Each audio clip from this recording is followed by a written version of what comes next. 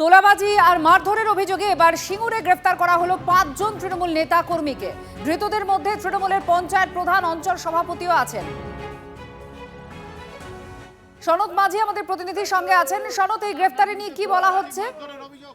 একদমই পুলিশের তরফ থেকে যেটা জানানো হয়েছে, এই পঞ্চায়েত প্রধান এবং অঞ্চল সভাপতি সহ আরো যে 3 জন তৃণমূল কর্মী, তাদের বিরুদ্ধে মূলত যে অভিযোগগুলো আছে তোলাবাজি, বিজেপি কর্মীদের মারধর এবং বিভিন্ন সময় একাধিক আগ্নেয়াস্ত্র দেখিয়ে ভয় দেখানো বা খুনের হুমকি দেওয়া, এই ধরনের একাধিক অভিযোগ আছে।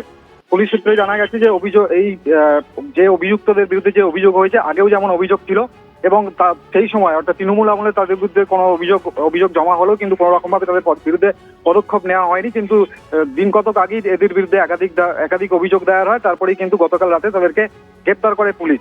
এবং তাদের বিরুদ্ধে যেসব অভিযোগ আছে সেগুলো যেমন খতিয়ে দেখবে, পাশাপাশি এদের সঙ্গে অর্থাৎ আরো বেশ কিছু তৃণমূল নেতা যারা হচ্ছে রাজারাম মান্না বৈশিষ্ট্য বলেই পরিচিত, তাদের বিরুদ্ধেও কিন্তু একাধিক অভিযোগ জমা পড়েছে ইতিমধ্যেই। তাদেরও গ্রেপ্তার করা হবে বলে জানিয়েছে সিঙ্গুর থানার পুলিশ।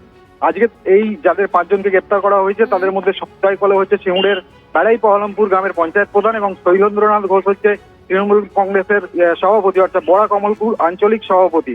এছাড়াও 3 জন তৃণমূল কর্মী আছে যাদের গ্রেপ্তার করা হয়েছে। আজ তাদের চন্দননগর মহকুমা আদালতে তোলা হবে। ধন্যবাদ। অনেক তোলাবাজ, ঠিক আছে, ধর্ষণ, খুন মামলা অনেক কিছু আছে এদের বিরুদ্ধে। ওই নটারিয়াসগুলোকে বার করে নিয়ে গেল, ওদের কোনো লজ্জা হয় না বেচার দালালি করতে? পাকাপুক্ত সবুজ পায় না বলে অ্যারেস্ট করতে পারেনি থানা থেকে, আজকে তুলে নিয়ে গেল। ঠিক আছে, যা ব্যবস্থা প্রশাসনের তরফ থেকে করবে।